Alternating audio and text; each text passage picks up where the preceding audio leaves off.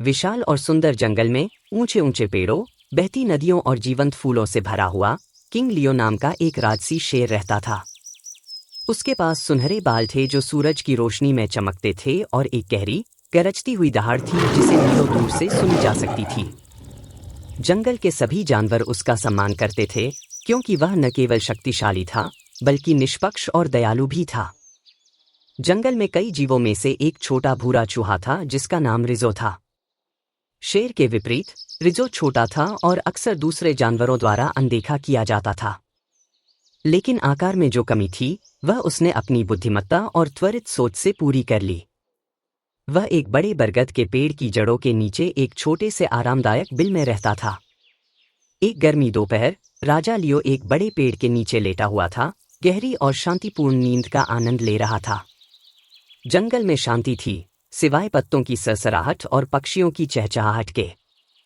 रिजो, जो हमेशा भोजन की तलाश में रहता था, जंगल के फर्श पर भाग रहा था जब उसने गलती से राजा लियो के विशाल पंजे पर पैर रख दिया।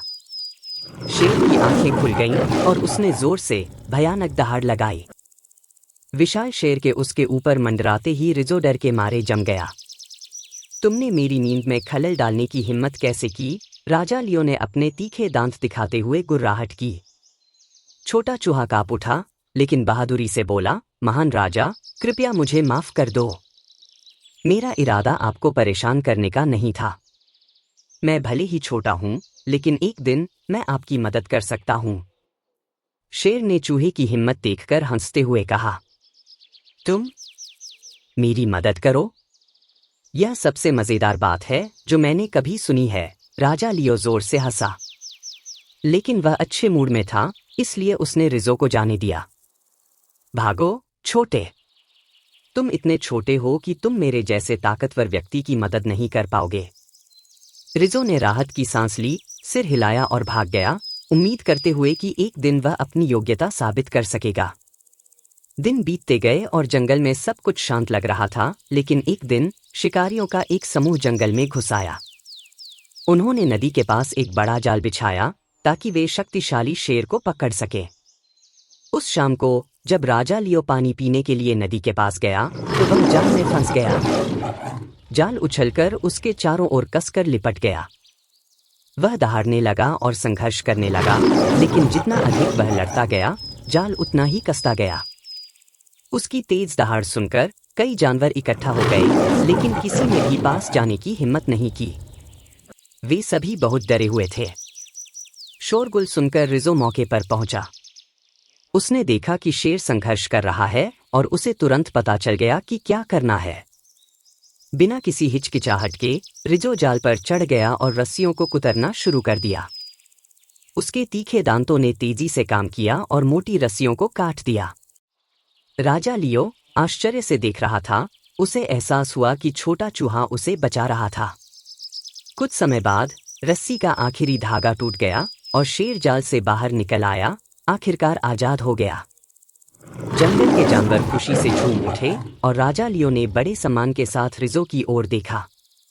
मैंने तुम्हें कम आंकना गलत समझा, छोटे, शेर ने विनम्रतापूर्वक कहा। तुमने मेरी जान बचाई है और मैं इसे कभी नहीं भूलूंगा।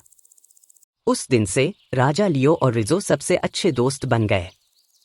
रिजो की बुद्धिमत्ता और बहादुरी का सम्मान करने के लिए राजा लियो ने रिजो को अपना शाही सलाहकार घोषित किया। जानवर आश्चर्यचकित थे, लेकिन जल्द ही उन्हें एहसास हुआ कि छोटा चूहा अपने आकार से कहीं ज्यादा बुद्धिमान था।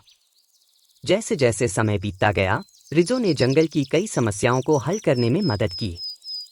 उसने भोजन को संग्रहित करने, जंगल की रक्षा करने और जानवरों के बीच शांति बनाए रखने के चतुर तरीके सुझाए। राजा लियो और उनके चतुर छोटे दोस्त के नेतृत्व में जंगल फल फूल रहा था। एक दिन जब रिजो जंगल में घूम रहा था तो उसने कुछ भयानक बातें सुनी। शिकारियों का एक समूह हथियारों के साथ राजा लियो को पकड़ने और उसे दूर के देश में बेचने की योजना बना रहा था। रिजो का दिल धड़क उठा। वह जानता था कि उन्हें जल्दी से काम करना होगा। वह वापस लौटा और राजा से कहा, हमें उन्हें हमारे पास पहुंचने से पहले ही रोकना होगा। राजा लियो ने जानवरों को इकट्ठा किया और साथ मिलकर उन्होंने एक योजना बनाई। रिजो ने शिकारियों के खिलाफ जाल का इस्तेमाल करने का सुझाव दिया। बंदरों ने नारियल इकट्ठा किए और पेड़ों पर खड़े हो गए। हाथियों ने गहरे गड्ढे खोदे और उन्हें पत्तियों से ढक दिया। पक्षियों ने शिकारियों के आने की चेतावनी देने के लिए स्काउट का काम किया। रात होते ही जंगल तैयार हो गया। अगली सुबह शिकारी हथियार और पिंजरे लेकर जंगल में घुस आए। जैसे ही वे आगे बढ़े, धमाका! उनके नीचे एक छिपा हुआ गड्ढा खुल गया और कुछ शिकारी उसके अंदर गिर गए।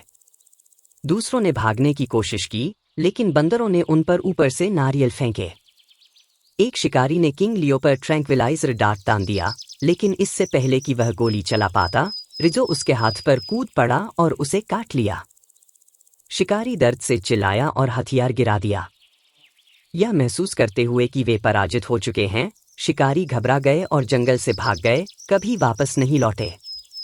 उस शाम जंगल के जानवर अपनी जीत का जश्न मनाने के लिए एक भव्य दावत के लिए एकत्र हुए। हंसी, संगीत और स्वादिष्ट भोजन था। राजा लियो सभी के सामने खड़े होकर गर्व से बोले, आज हम सभी ने एक महत्वपूर्ण सबक सीखा है। केवल ताकत से नेता नहीं बनते। बुद्धि, साहस और टीम वर्क भी उतने ही शक्तिशाली हैं। और चाहे आप कितने भी छोटे क्यों न हों, आप बड़ा बदलाव ला सकते हैं। वह रिजो की ओर मुड़ा और कहा, और आज मेरे दोस्त, तुमने एक बार फिर यह साबित कर दिया है। जानवरों ने खुशी मनाई और रिजो पहले से कहीं ज्यादा खुश महसूस कर रहा था।